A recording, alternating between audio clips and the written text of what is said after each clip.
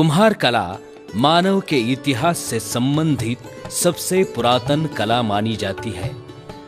कई सदियों पहले होम हवन के लिए जो अग्निकुंड बनाए जाते थे, उस कुंड को लगाई मिट्टी होम हवन के बाद और भी मजबूत हुआ करती थी। ईसा पूर्व 4000 साल पहले ये बात मेघातिथि ऋषि के समझ में आई। हड़प्पा में जो उत्खनन किया उसमें ईसा पूर्व 2500 में चक्र के उपयोग से बनाए मिट्टी के बर्तन मिले, जो 92 सेंटीमीटर से भी बड़े थे।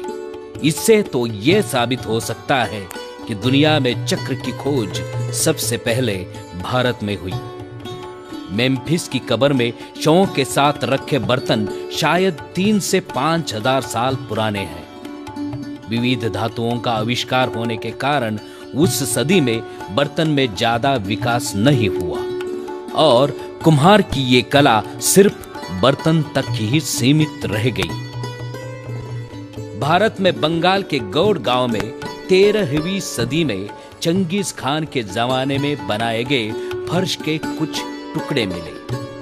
कई सदियों पहले कुछ कुम्हार कारीगर तैमुरलंग के साथ भारत में आए और दिल्ली, मुल्तान, जयपुर, रामपुर, सिंध जैसे नगरों में प्रस्थापित होकर नीले रंग के बर्तनों का व्यापार करने लगे। भारत एक ऋषि प्रधान देश, जिसमें खेती से संबंधित बर्तनों का निर्माण कुम्हार के सिवा हो ही नहीं सकता। कई वर्षों से मानव जाति मिट्टी से बनाई हुई बर्तनों में खाना बनाती थी। खेती से आने वाली फसल मिट्टी से बनाए बड़े बर्तनों में कई महीनों तक रखी जाती थी। दूध और दूध से बनाए उप पदार्थों को भी मिट्टी के बर्तन में रखा जाता था। आज भी उत्तर भारत में कई जगहों पे गर्मा गर्म चाय पीने के लिए मिट्टी से बनाए बर्तन का उपयोग किया जाता है। आज भी ये पुरातन कला कई जगहों पे स्थापित है। उसका जतन करना हम सब का पहला आद्य कर्तव्य है।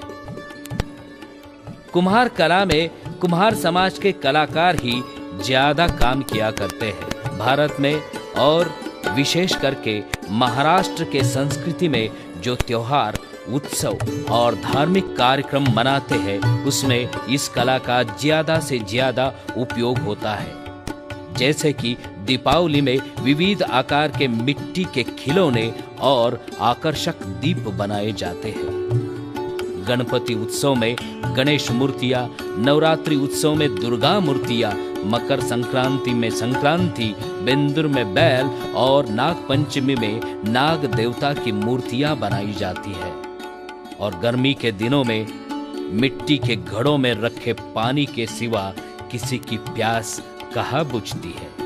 राष्ट्रीय माध्यमिक शिक्षा अभियान के इस कला उत्सव में हम जिस कुम्हार कला प्रकार का प्रदर्शन कर रहे हैं, उस कला का अपने संस्कृति में बड़ा महत्व है।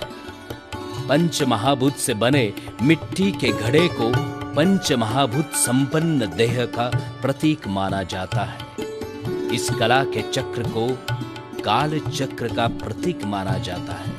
इसलिए ये कला प्रकार दृक कला प्रदर्शन के लिए चुना गया है। इसके सिवा इस कला में मिट्टी के उपयोग के कारण छात्रों को इस मिट्टी के कारीगरी में ज्यादा रुचि उत्पन्न होती है। मिट्टी को मन चाहे जैसा आकार देकर त्रिमित शिल्प बनाया जा सकता है।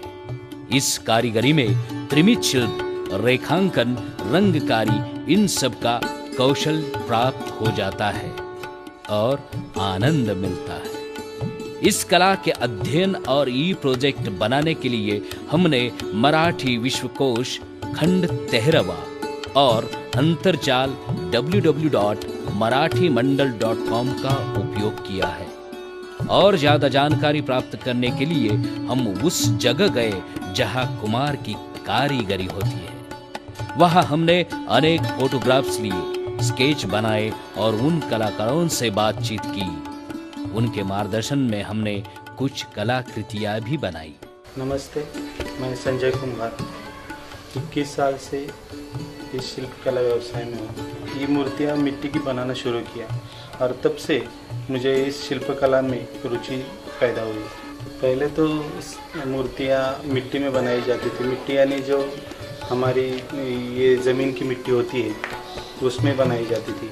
मेरी माँ जो बैल रहते हैं बेंदूर के, जो बेंदूर सन होता है पोड़ा करके, वो मेरी माँ हाथों से बनाती थी। वो मिट्टी से उसमें कुछ खाली एक मिट्टी लेके कुछ हम बना नहीं सकते, उसमें राख लीद ऐसा सब मिला के उस पे ज़्यादा मेहनत रहती है।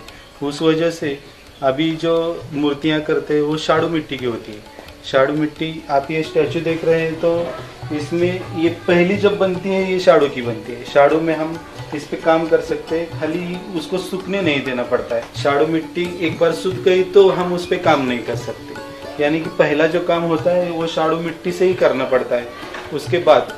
लेकिन जो शाड़ू मिट्टी की मूर्तियाँ जो रहती है, बड़ी बड़ी गणपति की मूर्तियाँ भी बनती थी पहले शाड़ू मिट्टी की, लेकिन अब वो मूर्तियाँ सब के सब प्लास्टर की बनती है। जब कहीं से ऑर्डर आता है तो मैं उनको फाइबर, ब्रॉन्ज कास्टिंग, ये दो मटेरियल में मूर्ति बना के देता हूँ। आप ब्रॉन्ज कास्टिंग भी करते हैं? ब्रॉन्ज कास्टिंग करता हूँ।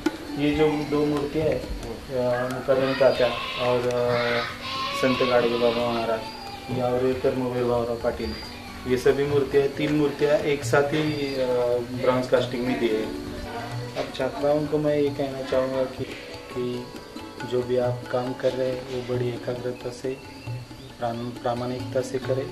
जो भी आप काम कर रहे हैं उसमें खुद आनंद लें और दूसरों को भी आनंद दें। इस कला उत्सव को मेरी तरफ से शुभकामनाएं और छात्राओं को भी शुभकामनाएं। उनके मार्गदर्शन से प्रभावित होकर हमने जो भी कलाकृतियां बनाई उसमें हमें और भी कौशल प्राप्त हुआ और आनंद मिला। शाडू आणि प्लास्टर यांसारखी साधने आता उपलब्ध झाली, पण मातीत जास्त करून आपल्याला काम करण्याची संधी उपलब्ध होते। मातीमध्ये अजून छान निर्माण करण्याची बालकलाकारांची तयारी असते। जसे सुगंध घेत घेत आम्हाला कलाकृती करायला आवडते, तसेच त्यात रुजायलाही आवडते। बालकलाकारांना मातीत खेळायला तर खूपच आवडते आणि त्याचा आनंद काहीतरी वेगळाच असतो। खरं तर ही शिल्पकला आम्ही निश्चितच जतन करू आणि कला महोत्सवाच्या निमित्ताने आम्ही ही योग्य रीतीने पार पाडू। आणि आम्ही गेल्या 1 महिना सातत्याने त्याचे सराव करत आहोत। त्यामध्ये आम्हाला विविध कलावंतांचे मार्गदर्शन मिळाले आणि आम्ही या स्पर्धेमध्ये नक्कीच यश मिळवू। कोल्हापूर विभागामार्फत रंगकाम प्रकारातून माझी निवड झाली आहे। इस पारंपरिक कला में मिट्टी का मुलायम स्पर्श और खुशबू से एक अलग सी अनुभूति मिलती है। मिट्टी से बनाई मूर्ति, लेकिन उसमें ईश्वर का अंश होता है।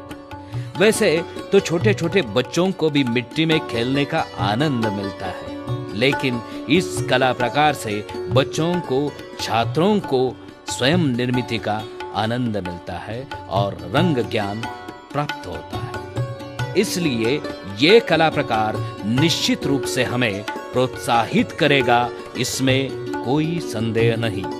धन्यवाद।